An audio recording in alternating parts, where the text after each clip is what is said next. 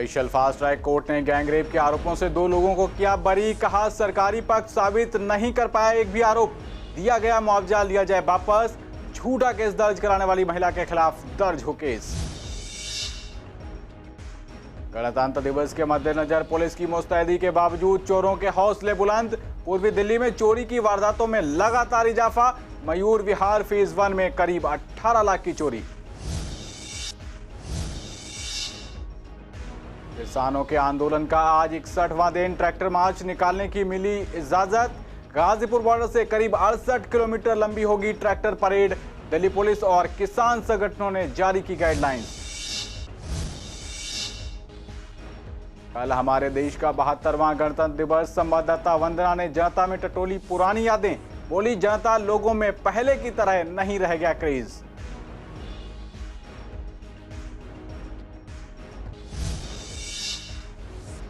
और पूर्वी दिल्ली के कई स्कूलों में बड़े धूमधाम से मना गणतंत्र दिवस।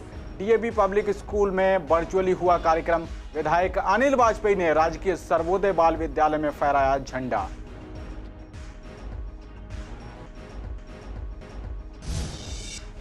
नमस्कार, आप देख रहे हैं पूर्वी दिल्ली खास और मैं हूं आपके साथ पवन पांडे। तो आज की बड़ी खबर के साथ बुलेटिन की शुरुआत करते हैं। स्पेशल फास्ट ट्रैक कोर्ट ने गैंगरेप के 2 आरोपियों को आरोपों से बरी कर दिया। साथ ही अदालत ने गैंगरेप का झूठा केस दर्ज कराने वाली महिला के खिलाफ एफआईआर दर्ज कराने का आदेश दिया है। कोर्ट ने कहा कि अगर गैंगरेप का आरोप लगाने वाली को कोई मुआवजा दिया गया है तो उससे वो धनराशि भी वापस ले ली जाए। मिली जानकारी के मुताबिक 26 साल की एक शादीशुदा महिला अपने परिवार के साथ फर्श बाजार इलाके में रहती है। उसने थाने में लिखित शिकायत देकर 2 लोगों पर कमरे में बंधक बनाने, नशीला पदार्थ मिली कोल्ड ड्रिंक पिलाकर गैंगरेप करने का आरोप लगाया था। जिसके बाद स्पेशल फास्ट ट्रैक कोर्ट ने गैंगरेप से जुड़े तमाम तथ्यों, सबूतों और गवाहों के बयान सुनने के बाद कहा कि सरकारी पक्ष दोनों आरोपियों पर गैंगरेप सहित किसी भी आरोप को साबित नहीं कर पाया। लिहाजा दोनों आरोपियों को संदेह का लाभ देते हुए आरोपों से बरी किया जाता है। और इसी के साथ अदालत ने गैंगरेप का झूठा मामला दर्ज कराने वाली महिला के खिलाफ मुकदमा दर्ज करने का आदेश पुलिस को दिया है। ये मामला 2019 का है, जिसमें एक महिला ने आरोप लगाया था कि उसे एक फैक्ट्री में काम देने के बहाने एक व्यक्ति ने बुलाया। वहाँ पर उसे 8,000 रुपये महीने में काम धागा काटने का काम दिया गया। बाद में एक व्यक्ति का फ़ोन आया और उसे वापस उसी फैक्ट्री में बुलाया गया, जहाँ पर 2 लोगों ने उसे नशीला पदार्थ कोल्ड ड्रिंक में पिलाकर उसके साथ गैंगरेप किया। और तीसरे एक और व्यक्ति को वहाँ पर बुलाया गया, जिसने उसकी हालत देखकर वहाँ उसके साथ कुछ भी करने से मना कर दिया। अल्टीमेटली कोर्ट में ट्रायल चला करीब ये 2 साल, और वहाँ पर सबूतों गवाहों के अभाव में अदालत ने इनको संदेह का लाभ देते हुए दोनों आरोपियों को बरी कर दिया है। मेरा अनुसार इस मामले में महिला अपने बयान से मुकर गई होगी, जिसकी वजह से उसके इन लोगों को बरी किया गया है। और मुकरने की ही वजह से अदालत ने उसके खिलाफ मुकदमा दर्ज करने का आदेश दिया है। दूसरी बात, अगर अदालत में कोई व्यक्ति झूठी गवाही देता है तो उस स्थिति में अदालत परजरी का केस दर्ज करती है और करीब उसमें 7 साल तक की सज़ा का प्रावधान है। और उसमें पूरा मुकदमा चलेगा और चार्जशीट वगैरह आएगी और महिला पे पूरा ट्रायल चल के बाकी सजा भी दी जाएगी अगर सिद्ध होता है केस। तो वहीं पूर्वी दिल्ली में चोरी की वारदातों में लगातार इजाफा होता जा रहा है। गणतंत्र दिवस के मद्देनजर पुलिस की सख्ती भी बढ़ गई है, बावजूद इसके चोरों के हौसले बुलंद हैं। ताजा मामला मयूर विहार फेज 1 से सामने आया है, जहां 2 चोरों ने एक घर को अपना निशाना बना लिया। पीड़ित के मुताबिक वो परिवार के साथ मथुरा घूमने गया हुआ था। जब लौटा तो अपने घर के हालात देखकर भौचक्का रह गया। पीड़ित ने सीसीटीवी फुटेज देखा तो पता लगा कि 2 चोर सीसीटीवी में नजर आ रहे हैं। उन्होंने शाम करीब 7:30 बजे मेन दरवाजे का ताला तोड़ा और घर के अंदर आ गए। पीड़ित के मुताबिक चोर लोहे की रॉड से घर की अलमारियों के ताले तोड़कर करीब 60,000 रुपए कैश, लैपटॉप, ज्वेलरी, कीमती घड़ियों समेत लगभग 18 से 20 लाख के आसपास का सामान चोरी कर ले गए। ऐसे में चोरों में ना तो पुलिस का खौफ बाकी रह गया है और ना ही सीसीटीवी कैमरों का। गणतंत्र दिवस की मुस्तैदी वाले हालातों में भी बेखौफ चोरों ने मात्र आधे घंटे के अंदर इस वारदात को अंजाम दे डाला। पूर्वी दिल्ली में चोरों के हौसले इतने बुलंद हैं कि वह किसी भी चोरी को वारदात को अंजाम देने से नहीं कतराते। भले से ही 26 जनवरी नज़दीक है और पुलिस पूरी सख्ती से मुस्तैद है, उसके बावजूद भी चोर चोरी की वारदातों को अंजाम देने में कहीं नहीं कतराते हैं। ताज़ा ही मामला है मयूर विहार फेस 1 का, जहाँ एक घर में घुस के चोरों ने लगभग शाम के 7:30 बजे के आसपास चोरी की। वो शख्स मौजूद है जिनके घर में चोरी हुई, तो उनसे जानते हैं सर ये कहाँ का मामला है और कौन सा थाना लगा है इसमें? ये मयूर विहार फेस 1 और पॉकेट 1 है, और मयूर विहार फेस 1 का ही थाना है, जो यहाँ हार्डली मुश्किल यहाँ से 1 किलोमीटर के डिस्टेंस पे है। अच्छा, ये क्या वारदात थी और आप फैमिली कहाँ गई हुई थी उस टाइम जब ये चोरी हुई? करीब 12:30 बजे 1 बजे करीब हम परिवार के साथ जो है मथुरा और आगरा की तरफ गए थे। सीसीटीवी जब हम आए करीब 12 बजे 1 बजे तक, हम यहाँ जब वापस पहुँचे, जब हमने पूरा चेक किया तो हमारे पूरे गहने, ज्वेलरीज और कैश था कुछ 50-60 हज़ार का। वो कैश और सारी ज्वेलरी, हमारे 2 लैपटॉप, एप्पल का मोबाइल और कॉइन्स थे, सिल्वर कॉइन्स थे, और ऐसी हमारी मदर की ज्वेलरी भी थी और इनके कंगन थे, और काफ़ी कुछ ज्वेलरी थी ऐसी, जो वो सब अलमारी तोड़ के यहाँ से अपना बैग में भरे और ले गए। कई बार हम लोगों ने एसएचओ को भी बोला है कि यहाँ का कुछ सिक्योरिटी का इंतज़ाम किया जाए, लेकिन ना तो एसएचओ इस पे ध्यान देता है, ना आरडब्ल्यूए इस पे ध्यान देती है, और छोटी छोटी चोरियाँ, चेन स्नैचिंग, मोबाइल स्नैचिंग, ये सब तो कॉमन है इस एरिया में। जो सीसीटीवी में दिख रहा है कि उनके पास 3 सरिये थे करीब 3-3 फुट के, जिनसे उन्होंने उस सरिये के जो है अलमारी को तोड़ा है, लॉकर को तोड़ा है और सारा सामान निकाल के वो ले गए हैं। ये थे हमारे साथ पॉकेट 1 में संजय शर्मा जी, जिन्होंने बताया कि उनके घर में किस तरीके से चोरी हुई। चोर आते हैं जो सीसीटीवी में साफ देखे जा सकते हैं, 2 चोर थे लगभग जो आए सीसीटीवी में देखे जा सकते हैं। उनके हाथ में 3 सरिये थे जिनसे उन्होंने मेन गेट का ताला तोड़ा। उसके बाद वो अंदर घुसे और लगभग 18 से 20 लाख की चोरी की गई। कैमरामैन नवीन के साथ अहरार चौधरी, सीसीएन। आगे बढ़ते हैं, बात करते हैं किसान आंदोलन की। दिल्ली की गाजीपुर बॉर्डर पर जारी किसानों के आंदोलन का आज 61वां दिन है। इसी बीच किसानों को 26 जनवरी यानी गणतंत्र दिवस के दिन ट्रैक्टर मार्च निकालने की इजाजत मिल चुकी है। मार्च करीब 68 किलोमीटर लंबा होगा। इसको लेकर दिल्ली पुलिस और किसान संगठनों ने गाइडलाइंस जारी की हैं। किसानों के ट्रैक्टर परेड को लेकर यूपी गेट पर किसानों और ट्रैक्टर ट्रालियों की संख्या भी बढ़ गई है और आंदोलन स्थल पर 26 जनवरी को होने वाली किसानों की ट्रैक्टर परेड की तैयारियां जोरों से चल रही हैं। 26 जनवरी को होने वाली ट्रैक्टर परेड के लिए रूट मैप तैयार हो चुका है। किसानों ने गाजीपुर बॉर्डर पर परेड के लिए रूट तैयार किया। बताया गया है कि यूपी गेट से परेड शुरू होगी, जो आनंद विहार, सीमापुरी होते हुए मेरठ तिराहे तक जाएगी। वहीं किसान नेता राकेश टिकैत का कहना है कि 26 जनवरी यानी गणतंत्र दिवस पर किसानों की परेड ऐतिहासिक होगी। आप तैयारी है भाई, ऐसे चलेंगे, दिल्ली ऐसे चलेंगे। अच्छा, जो रूट मांगा था वही रूट दिया गया या रूट चेंज हुआ है? किसान को मांगा करें, अरे अच्छा लगा जो आगू सुन लिया लोग। अच्छा, ये कहा गया कि राजपथ पर परेड होगी, उसके बाद यहाँ से परेड निकाली जाएगी, उसके लिए क्या कुछ हुआ? यहाँ 11 बजे से, यहाँ 11 बजे शुरू कर दी। पहला किसान को, उसको पहला जवान को, दूसरा किसान को। अगर मोदी कहे, अगर मोदी अपने आप को शहंशाह अगर समझता है, वो तानाशाही अगर सरकार चला रहा है, वो यूं समझ रहा है कि हम 3 जो काले कानून बनाए हैं किसानों के विरोध में, और वो यूं सोच रहे हैं कि हम ये 3 काले कानून वापस नहीं लेंगे। उनकी नजर में अगर सही है तो ये आम पब्लिक बेवकूफ नहीं है भाई, जो यहाँ पर 2 महीने से पड़ी है सर्दी में, कड़कड़ाती ठंड में। अगर मोदी ऐसे ही है ना तो आके देखे ना, बैठे आके ना, उसके जो नेता है, जो एमएलए विधायक है ना, जब वो यूं कह रहे हैं कि नहीं ये 3 काले कानून सही है, तो हमें बताया आके, देश की जनता को बताया आके ना यहाँ पर। इसमें आगे क्या करते हैं, हम बस लोगों को समझाते हैं, और जैसे आप बाइट ले रहे हैं ऐसी बाइट देते हैं, लोगों को समझाते हैं कि ये किसानों की लड़ाई नहीं है, आम जनता की लड़ाई है। आप मतलब आम लोग समझ नहीं पा रहे हैं इस चीज को। किसान तो खा लेगा क्योंकि वो पूरे साल का अनाज उगा लेगा। जो हम लोग हैं ना, हम हमारे लिए लड़ रहे हैं, वो अपने लिए लड़ रहे हैं। इनका एहसान करना चाहिए, वो हमारे लिए, जो हमारे आने वाली जो पूंजी बच्चे हैं उनके लिए लड़ रहे हैं। क्यों? क्योंकि वो तो अपना पूरे साल का अनाज उगा लेगा, पूरे साल का अनाज उगा लेगा, वो तो स्टोर कर लेगा, हम कहाँ से करेंगे? तो कल हमारे देश का 72वां गणतंत्र दिवस है। इस दौरान पुरानी यादों के रूप में स्कूल कॉलेजों में होने वाले समारोहों की याद बरबस हो आती है। कि कैसे स्कूली छात्र प्रभात फेरियां निकालते थे और नाटकों का मंचन कर भाषण देकर इस राष्ट्रीय त्योहार को बड़ी ही धूमधाम से मनाया जाता था। अब बदले हुए वक्त में सीसीएन संवाददाता वंदना कश्यप कैंथ ने जनता से बात कर पुरानी यादों को टटोला है। इस दौरान लोगों का कहना था कि पहले और अब में बहुत फर्क हो गया है। लोगों में गणतंत्र दिवस का क्रेज भी अब उस स्तर का नहीं रह गया है। सीसीएन से बातचीत करते हुए लोगों ने कहा कि पहले हम इस दिन का इंतजार करते थे और परेड देखने के लिए टीवी खोलकर बैठ जाते थे। अब ज्यादातर बच्चे भी ऐसी चीजों पर ध्यान नहीं देते हैं। 26 जनवरी को देखने के लिए जो उत्सुकता परिवारों में होती थी, आज के वक्त में वो नहीं है। पहले जो है संसाधन बहुत कम थे, टेलीविज़न नहीं था, मोबाइल नहीं था।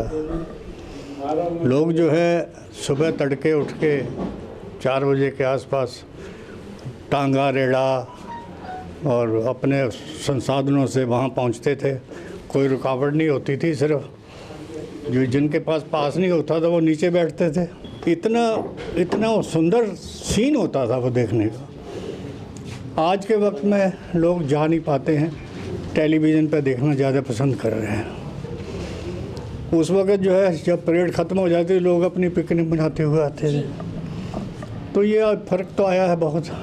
आज और पहले में यदि देखा जाए, कहने को ये है कि ज़मीन आसमान का फ़र्क आ गया है। पहले ये जो लेटेस्ट साधन है, डिजिटल साधन जिसको बोल रहे हैं, मोबाइल टीवी वगैरह नहीं थे और चार्मिंग और कोई ना लाइफ में यही होता था कि ये देखो या रासलीला देख लो या नाटक देख लो। आज वो मोबाइल में क्या, टीवी में क्या, लोग ये पसंद करते हैं। कौन इतना परेशान होगा वहाँ जाके, क्या नई चीज़ देखेंगे।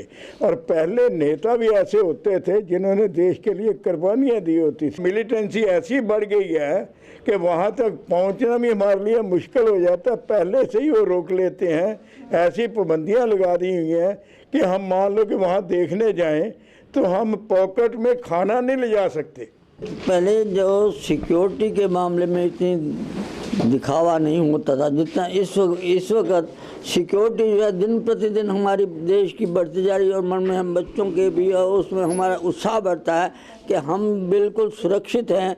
ऐसे साधन हमारे इस प्रकार हमारे प्राप्त कर लिए हैं, मिसाइल वगैरह जो चीज़ें अप टू डेट और ऐसी चीज़ें लाए जिससे हमारा बड़ा उत्साह बढ़ता है कि हम सिक्योर। नहीं, अब कहाँ हो रहा है। पहले हम क्या था, स्कूल में जाते थे, जनवरी आती थी तो पहले ही ऐसा माहौल बन जाता था कि भाई गणतंत्र दिवस आ रहा है और सब हंसी मजाक, मतलब एक भावना पैदा हो जाती थी।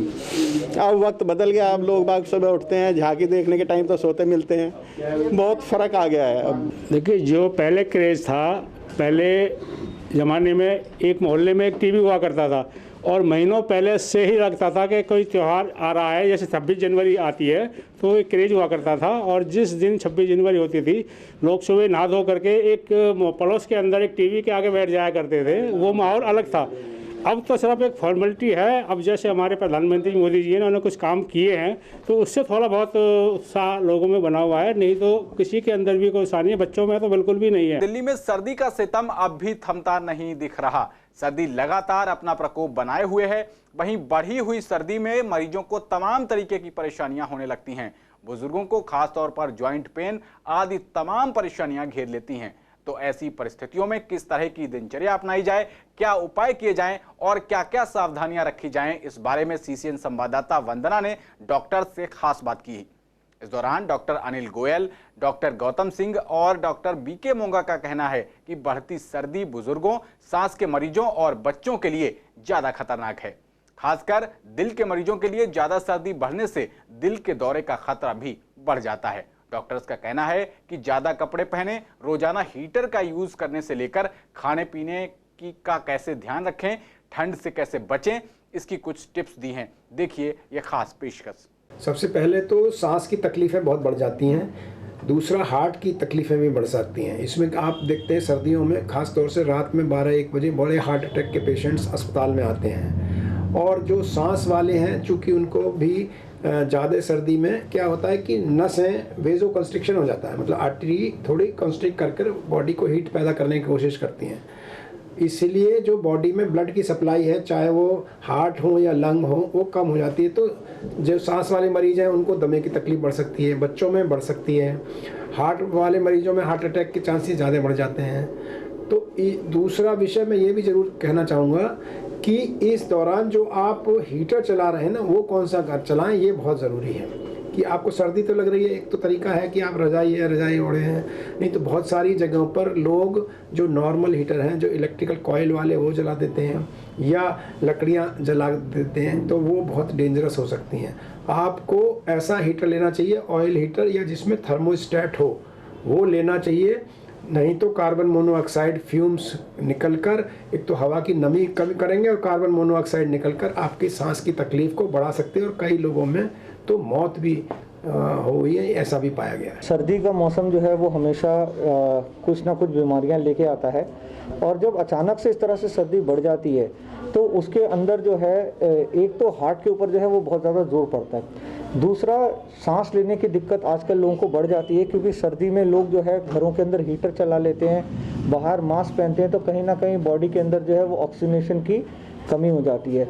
साथ में जो धुआं और स्मॉग होता है वो हमारी ब्रीदिंग को और डिफ़िकल्ट कर देता है। तो अधिकतर हम लोग ये देखते हैं कि सर्दियों के अंदर लोगों को एक तो सांस की दिक्कत जो है वो बढ़ जाती है, जिसके अंदर अगर पेशेंट को पहले से टीबी, अस्थमा या ब्रोंकाइटिस की बीमारी हो, या अब हम ये सोच के चल सकते हैं कि कोरोना हुआ हो उनको, तो सांस लेने की दिक्कत थोड़ी जो है सर्दियों में बढ़ जाती है। दूसरा, सर्दियों में ही हमेशा हार्ट अटैक की स्थिति जो है वो बहुत ज़्यादा बढ़ जाती है। ये इसलिए होता है क्योंकि सर्दियों में हमारी मांसपेशियां जो चमड़ी की होती हैं वो सिकुड़ती हैं, और सिकुड़ने से ब्लड प्रेशर बढ़ता है और साथ में हार्ट अटैक आने की संभावना बढ़ जाती है। सबसे पहली दिक्कत तो लोगों को हो रही है सांस की। कई लोग जो सांस के साथ दिक्कत हो रही है, जो एलर्जी वाले लोग हैं, जिनको इन सब चीज़ों से बर्दाश्त नहीं हो पाती, उन लोगों को सांस की दिक्कत हो रही है, खासकर बच्चों में और एल्डरली लोगों के अंदर, बुजुर्गों के अंदर। दूसरी इसमें दिक्कत यही हो रही है, वैसे तो भगवान का शुक्र है कि हमारे दिल्ली के अंदर कोरोना के केसेस काफ़ी कम हो गए, नहीं तो अगर कोरोना के केसेस ज़्यादा चल रहे होते तो बिल्कुल ये एक ऐसी स्थिति आ जाती जो कंट्रोल में ना हो पाती। तो इसलिए वो वायरस ख़त्म हो गया, लेकिन जनरल वायरल फीवर जितने भी होते थे, हमेशा से वायरस फीवर की वजह से बुखार हुआ, जुकाम हुआ, खांसी हुआ, तो वो अभी भी तेज होने चालू हो चुके हैं। लेकिन क्योंकि कोविड नहीं है, लेकिन कोविड फिर भी हमें हर मरीज़ का चेक कराना पड़ता है, ये देखने के लिए कि कहीं शायद उसको कोविड तो नहीं है। तो पूर्वी दिल्ली के कई स्कूलों में गणतंत्र दिवस समारोह अत्यंत धूमधाम से मनाया गया। कोरोना महामारी के कारण कई जगह ये वर्चुअल प्लेटफॉर्म पर मनाया गया। आपको बता दें कि श्रेष्ठ विहार में गणतंत्र दिवस समारोह डीएवी पब्लिक स्कूल में वर्चुअल प्लेटफॉर्म पर अत्यंत धूमधाम से मनाया गया। इसके साथ ही एमबीएम इंटरनेशनल स्कूल अशोकनगर के प्रांगण में गणतंत्र दिवस बड़ी धूमधाम से मनाया गया। इस अवसर पर विद्यालय की संस्थापिका अशोक कुमारी भारती जी ने विद्यालय में ध्वजारोहण किया। वहीं गांधीनगर से बीजेपी के विधायक अनिल वाजपेयी ने आज इस राजकीय सर्वोदय बाल विद्यालय स्कूल में जाकर झंडा फहराया। इस दौरान स्कूल के प्रधानाचार्य, स्कूल का तमाम स्टाफ और स्कूल में पढ़ने वाले बच्चे मौजूद रहे। कार्यक्रम में विद्यार्थी श्वेत, केसरिया, हरे और नीले रंग की पोशाकों में सजे हुए थे। उनके नन्हे हाथों में शान से लहराता तिरंगा सभी को एकता और भाईचारे का संदेश दे रहा था। छात्रों ने देशभक्ति पर आधारित गीतों पर नृत्य की मनमोहक प्रस्तुति दी। कई बच्चों ने कविता पाठ भी किया। अध्यापिकाओं ने विद्यार्थियों को गणतंत्र दिवस के महत्व के विषय में बताया। गणतंत्र दिवस की बहुत बहुत हार्दिक शुभकामनाएं। और आज के दिन 1947 की आज़ादी के बाद 15 अगस्त को, आज 26 जनवरी 1950 को हमारे देश का एक संविधान आज के दिन बनाया गया है। तो 26 जनवरी को हम संविधान दिवस के रूप में भी हम लोग मनाते हैं। और इस दिन हम अपने जितने भी हमारे पूर्वज हमारे रहे हैं, और आज के दिन बाबा अम्बेडकर साहब को भी हम लोग याद करते हैं। हम लोग उनको या आज उनके द्वारा, चाहे वह संविधान से पूरा देश चल रहा है, और भारत एक ऐसा देश है जो विश्व में लोकतंत्र पर आधारित है। और आज 26 जनवरी 1950 को रखा गया वो संविधान आज पूरे विश्व में लोकतंत्र की गरिमा को बढ़ा रहा है। और मैं सभी यहाँ के जो प्रिंसिपल साहब हैं, माननीय अबू तालिब साहब, और स्कूल के हमारे जितने भी शिक्षक हैं, जितने हमारे पेरेंट्स आए हुए हैं आज, एसएमसी के मेंबर्स हैं और बच्चों का, उन सबको भी बहुत बहुत हार्दिक शुभकामनाएं। ये देश जो है 71वां गणतंत्र दिवस मना रहा है और इसकी जो 25 तारीख दिल्ली में के सभी सरकारी भवनों में, स्कूलों में एक दिन पहले मनाया जाता है, ताकि 26 तारीख को जो हम लोग वहाँ जाकर उस झांकी को, परेड को, जो हमारे सेना के शौर्य जो प्रदर्शित करते हैं, उनको हम लोग गवाह बने, इतिहास में नाम दर्ज हो। इसलिए सभी सरकारी भवनों में दिल्ली में 25 तारीख को ही मनाया जाता है। तो खबरों में आगे बढ़ते हैं। राष्ट्रीय मतदाता दिवस के उपलक्ष्य पर पूर्वी दिल्ली नगर निगम के सभागार में आज अतिरिक्त आयुक्त प्रशांत कुमार पांडा ने सभागार में उपस्थित सभी निगम कर्मचारियों एवं अधिकारियों को लोकतांत्रिक परंपराओं की मर्यादा बनाए रखने और धर्म, वर्ग, जाति, समुदाय, भाषा अथवा अन्य किसी भी प्रलोभन से प्रभावित हुए बिना अपने मताधिकार का प्रयोग करने की शपथ दिलाई। इस दौरान अतिरिक्त आयुक्त ने बताया कि मतदान करना हर नागरिक का राजनीतिक अधिकार है।